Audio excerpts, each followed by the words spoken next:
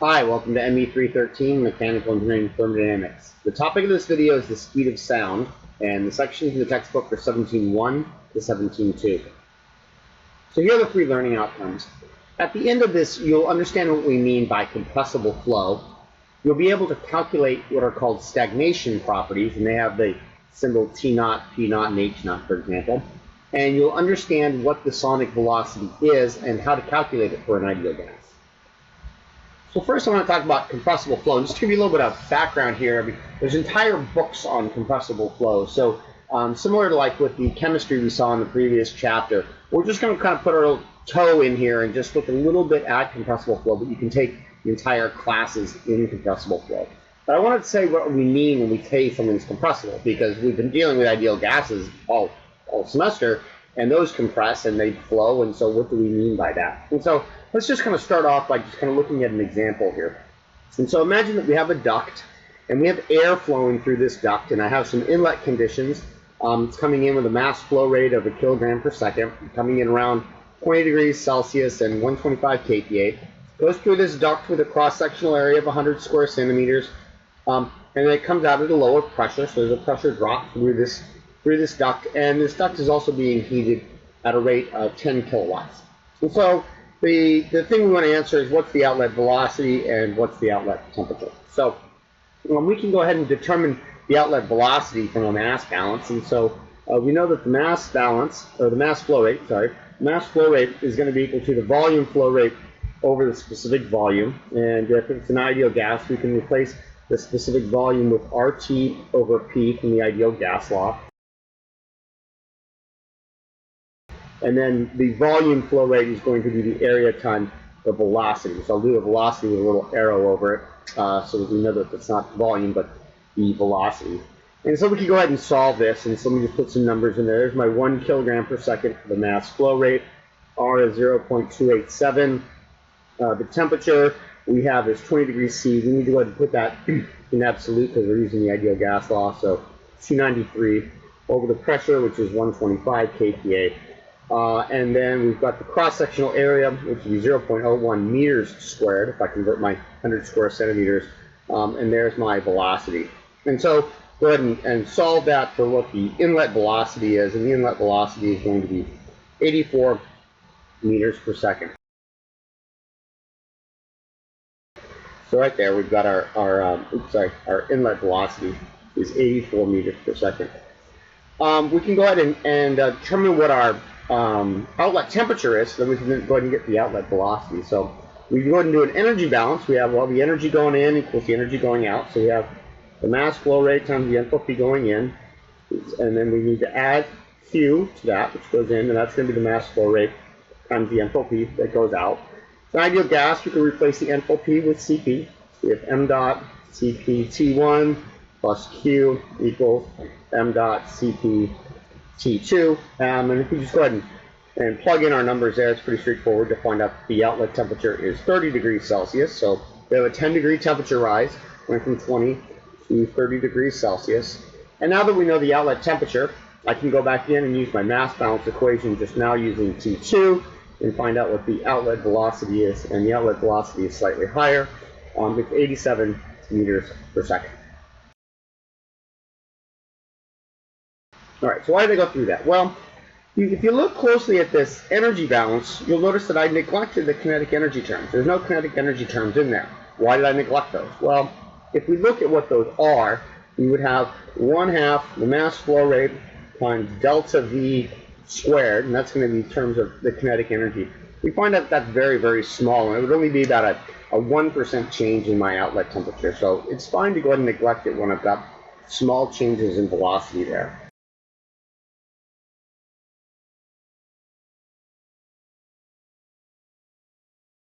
But what if we were to go ahead and change this problem? Just go ahead and see, now we're going to heat it up to 1 megawatt. So what this is going to cause is a much higher outlet temperature, and which means it's going to be much less dense, and we'll have an outlet velocity. So if I was to go back through the same problem again, I'll just kind of skip to the steps of the same. We find out that the outlet temperature would be equal to 1020. That would be in degrees Celsius, so it would be very, very hot. And the outlet velocity, V2, because it's not very dense, would be 370 meters per second. Now remember, it came in at 84 meters per second. Now it's coming out at 370, and that's going pretty fast. And in fact, if now I was to look at what my change in kinetic energy terms are, with these kinetic energy terms here, I'd find out that that's going to be on the order of about 130 kilojoules per kilogram, right? And that's about Cp delta T. And so that means that about 130 of this degree changes is actually in the kinetic energy. So really my temperature should be like 1020 minus something on the order of about 130. So I'm now starting to introduce pretty significant differences. And so clearly I can't neglect my changes in kinetic energy when my velocities go fast. And the reason this is called compressible flow, when we need to make sure we always include kinetic energy terms, is because what causes this large change in kinetic energy is the fact that the air is compressible. Here it is, it's not being compressed, but it's being decompressed. But because it's having such a large change in density, because of the compressibility of it, getting large changes in velocity, we need to account for these kinetic energy terms. And in fact, we've done this before. It was just instead of looking at ducts, we called them nozzles. And once we had a nozzle, we said, oh, well, we obviously need to include kinetic energy because that was the point of a nozzle. So here what I'm saying is, even if you don't have something of the classic nozzle, and you could have just simply a duct, if I have large changes in kinetic energy, I need to account for them. So in the end, the way to think of it is, when things start going really fast, and we'll talk about what we mean by fast relative to what, we need to account for changes in kinetic energy in our energy balances. So that's what we're going to be doing in this chapter. And this is actually nothing new. As I said, we've done this all before when we dealt with nozzles, but we're just going to kind of introduce a little bit of new terminology that's used classically in the compressible flow literature. So first, before we go into the speed of sound, I want to talk about something called stagnation properties. And the concept here is pretty simple, and this diagram is pretty good of it. What this diagram is attempting to show from the textbook is that if I have something flowing, like air flowing here, and it was at a particular velocity, it was to come to a complete stop, the kinetic energy that it had is going to be then converted into internal energy, and its temperature is going to rise. And so that's what this diagram is showing. So when it comes down to a complete stop, it's got to rise in temperature. So when we talk about stagnation meaning stop, we're talking about properties that are out here when it's moving that it would have if it came to a complete stop. Right? So let's go ahead and look at how we could determine what those are. Let's do an energy balance for this material. So H1, which is the internal energy, plus the kinetic energy term, because we determined that we can't neglect that. So this is going to be 0.1 out here where it's flowing, and that's going to be equal to H2 plus 1/2 V2 squared, and this will be 0.2 when it is completely stopped. And well, we just said that if it's completely stopped, the outlet velocity is 0, and if this is an ideal gas, and everything we'll be dealing with in this chapter, we'll be dealing with the ideal gases. So we'll have Cp(T1) for my enthalpy plus 1/2 V1 squared right there, and that right there is going to be equal to H2, which is just Cp times T2, and there's no final velocity. And so this temperature T2 is what we're calling the stagnation temperature. It's the temperature that the air would have if it came to a complete stop. And so we're actually going to call that T sub 0. And I realize this is a little confusing. Back in chapter 8, we talked about the environment being at T0. There's going to be some notational changes here in chapter 17 you're going to need to be careful of. So we're going to use the sub-0 notation for things that are at stagnation. So again, this is the temperature the air would have if it came to a complete stop. All right. So now I know what T0 is. I'll just rearrange that. T0 is going to be the particular temperature, and then what I'm going to be doing is adding this term, which is going to be V squared over 2 Cp. So it's sort of like I'm adding this kinetic energy term. So one thing to realize, stagnation will always be greater than the temperature, and it's going to be proportional. That increase is always going to be kind of proportional to what my velocity is at that point.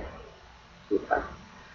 So this is the stagnation temperature, and now we can talk about things like stagnation pressure and stagnation specific volume and stagnation enthalpy by simply what are all those properties at point 2 when it came to a complete stop.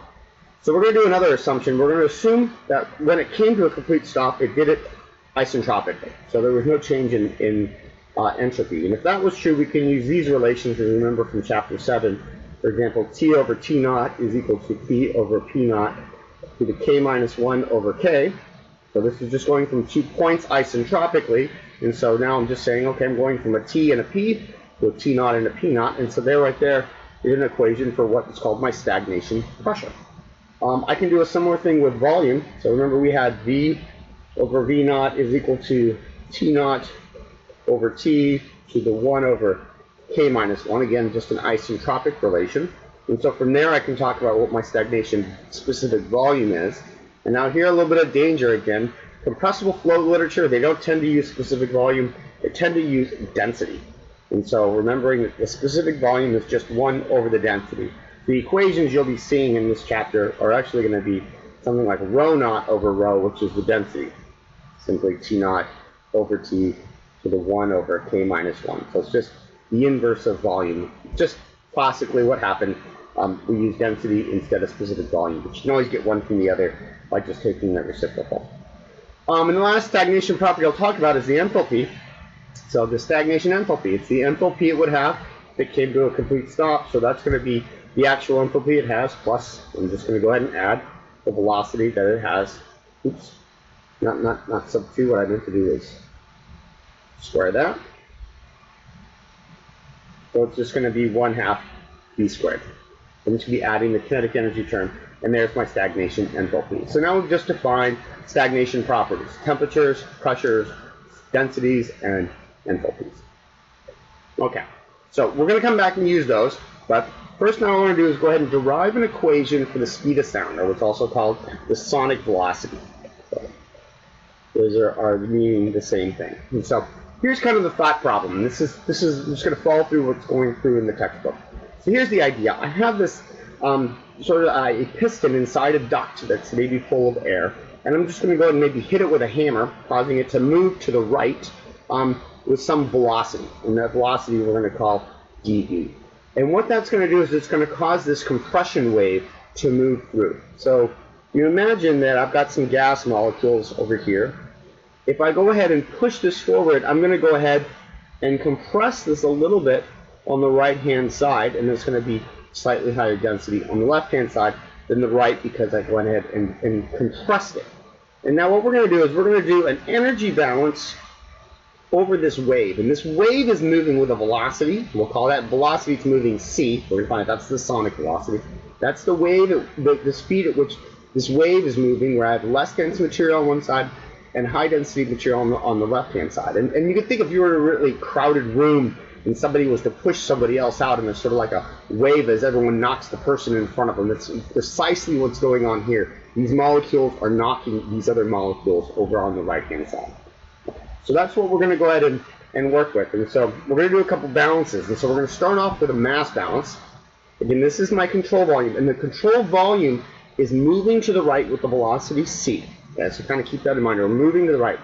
And so clearly, if we're not collecting material at this boundary here, the rate that energy is coming in from the right, so this is going in the opposite direction of the velocity, the rate the material is entering from the right-hand side has to be the rate that material is leaving from the left-hand side. So that's what we've written right with this equation here. And so we're going to go ahead and what's our mass flow rate? Well, on the right-hand side, we've got properties, for example, density out here. It's got a cross-sectional area, and then since this wave is moving with the velocity c, these molecules more or less are just standing there, and then they're getting hit by this wave that's moving at c. So from the reference frame of this moving wave, they're coming in with a velocity c.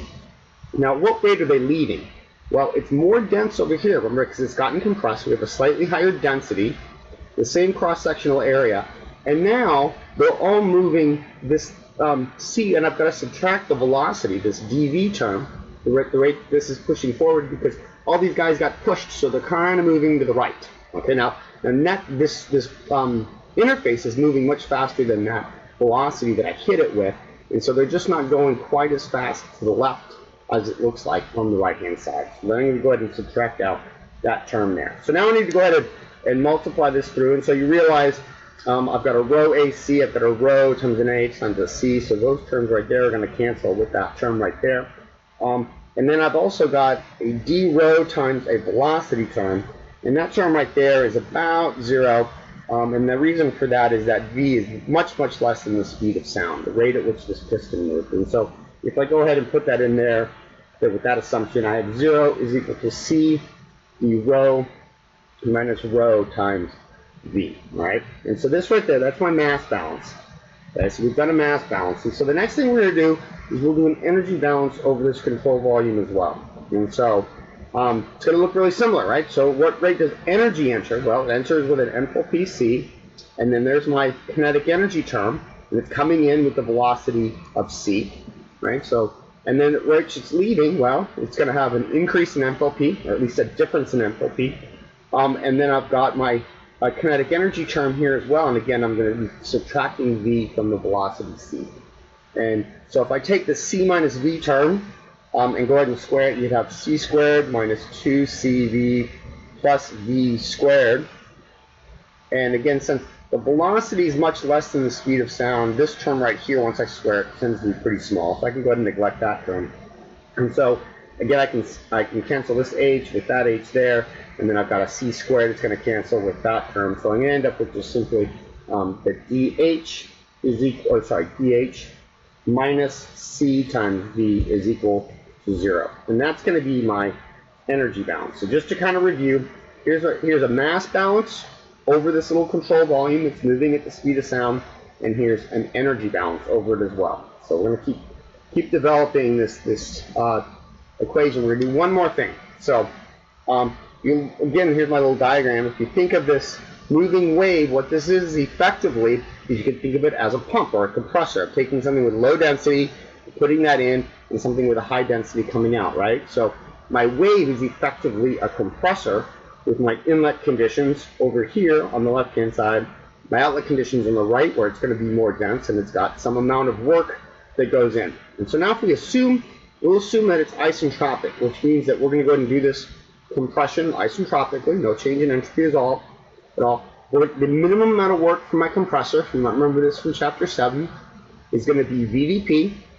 So the differential amount of work is VdP. And again, because of compressible flow notation, we tend to use density instead of volume. So I have dP over rho, and that's going to be equal to dH, because if this is isentropic, it means it's reversible, and Q is equal to 0, so there's no heat transfer. So this right over here is an isentropic relation.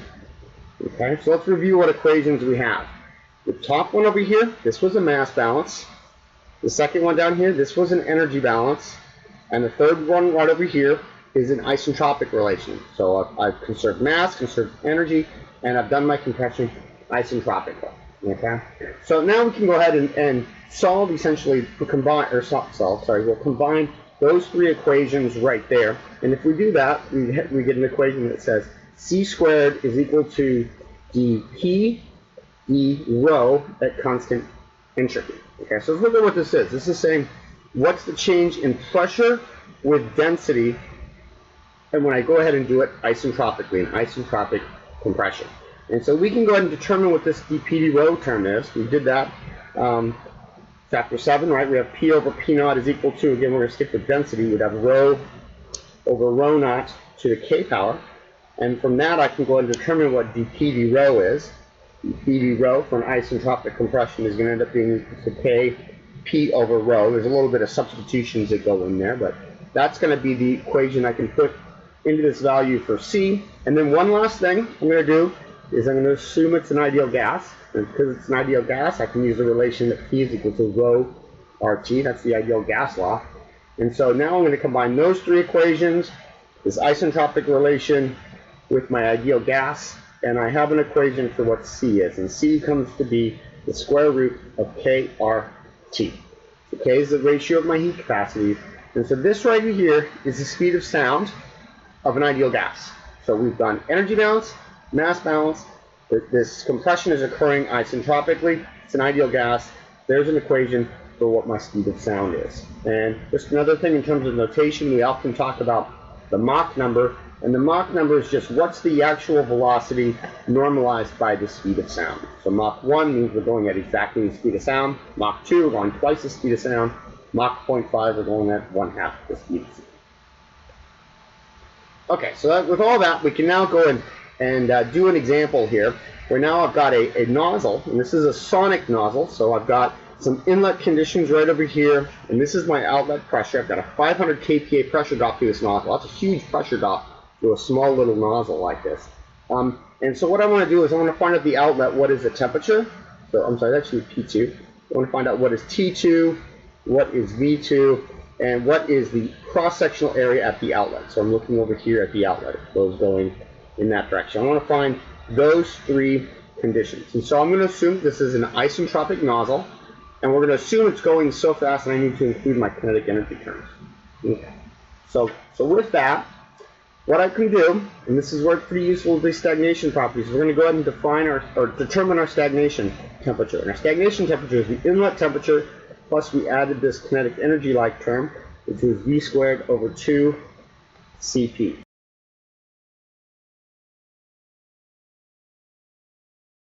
Okay? And this velocity, 1 meter per second, if you stick that in there, you find out that's going to be pretty small. That term is effectively 0.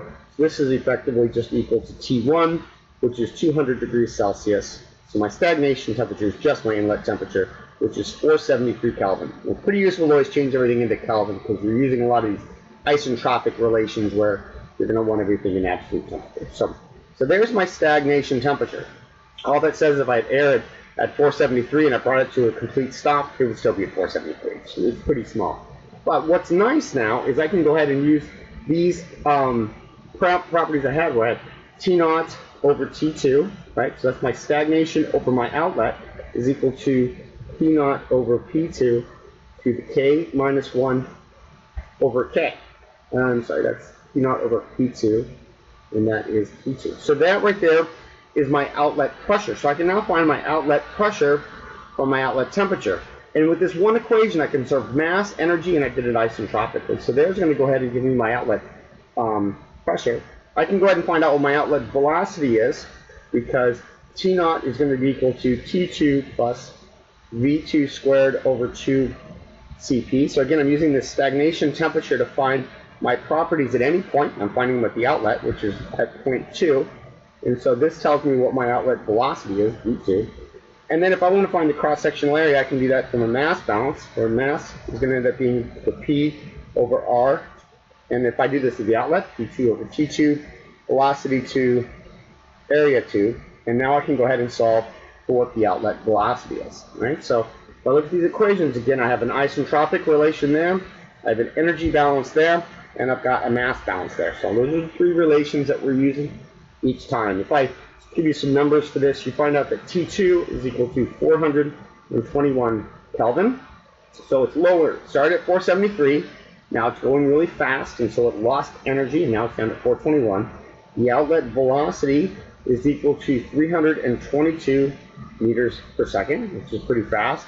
And the outlet velocity, A2, is equal to 3.7 square centimeters. So I got that from the mass balance. So now I can go ahead and find properties. I can find properties here, I said at the exit. I can find them at any point through this nozzle. So keep in mind, it comes in at 1500, and then at some point it's going to be 1400 and 1300 and 1200.